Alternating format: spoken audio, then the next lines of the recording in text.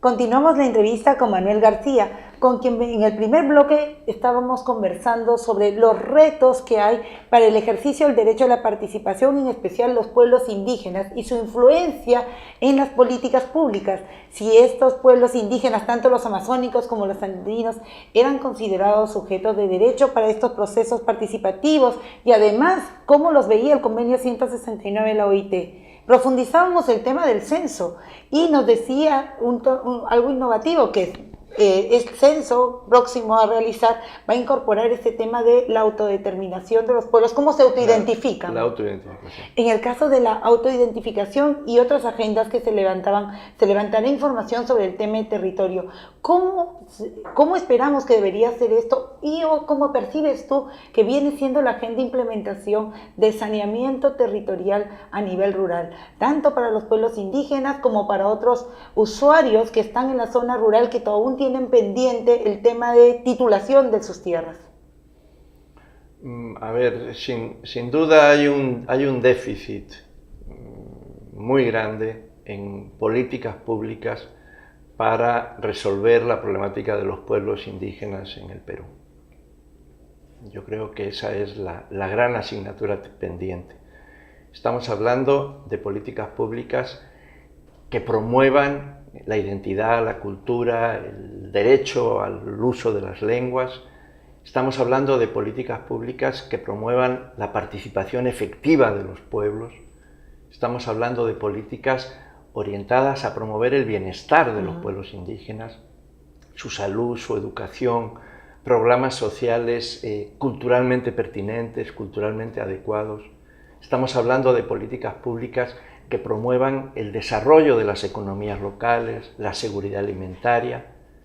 Y estamos hablando finalmente de políticas públicas que garanticen y protejan los derechos colectivos de los pueblos indígenas y en particular el derecho de los pueblos al territorio y al uso de los recursos naturales. De eso estamos hablando. Y esas políticas no se pueden construir en un gabinete. Esas políticas tienen que ser construidas, tienen que ser aplicadas y tienen que ser evaluadas con la participación real y efectiva de quienes van a ser los sujetos y los actores de esas políticas. Esa es la asignatura pendiente y ese es el desafío que el Perú tiene, porque hablar de inclusión cuando se refiere a pueblos indígenas es necesariamente hablar de inclusión, pero desde el reconocimiento de su identidad, de su cultura, de su cosmovisión, de sus prioridades propias en términos de desarrollo, de lo que ellos llaman el ejercicio del derecho al buen vivir.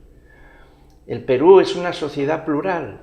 El artículo 2, en su acápite 19, reconoce el derecho de los ciudadanos del Perú a la identidad cultural y étnica y al uso y al ejercicio de sus lenguas nativas. Y por tanto, entre todos, en un proceso participativo del conjunto de la sociedad, tenemos que lograr construir esas políticas que hagan efectiva la participación indígena y, por tanto, el cumplimiento de sus aspiraciones al desarrollo.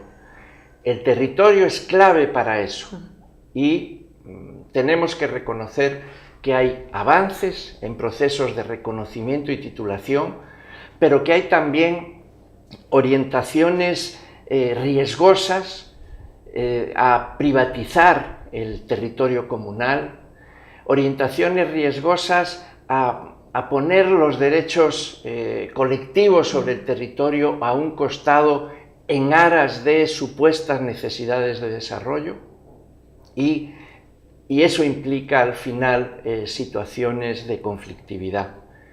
La única manera de resolver la conflictividad es por la vía del diálogo social intercultural. El convenio 169 no es un instrumento de confrontación, es un instrumento de diálogo social intercultural. Y en la medida en que el conjunto de la sociedad peruana, plural y diversa, se siente y dé espacio y asiento a los pueblos, en esa medida estaremos logrando avanzar efectivamente en la defensa de los derechos indígenas y en el desarrollo del conjunto del país. Y si bien es cierto, ya hay varios esfuerzos que están llevándose a cabo a nivel descentralizado para inclusión de algunos pueblos o manejar la agenda de conflictividad con participación de actores locales, entre ellos los pueblos indígenas, hay una demanda para influir aún más en las políticas públicas a partir de la institucionalidad indígena, que es un reto. ¿Cómo ves la institucionalidad indígena en su articulación en el propio aparato estatal, pero también en las formas tradicionales de organización de los pueblos?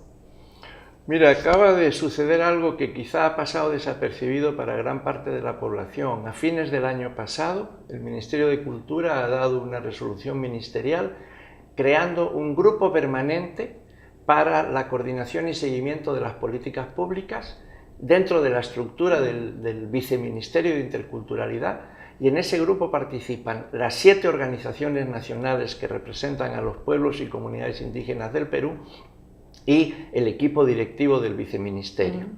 Y ese grupo de trabajo que está operando, que ya va por su 3ª reunión desde que ha empezado este año, ha definido una agenda estratégica para avanzar en el diseño y aplicación de políticas públicas para el desarrollo de los pueblos desde el reconocimiento de su identidad y su cultura.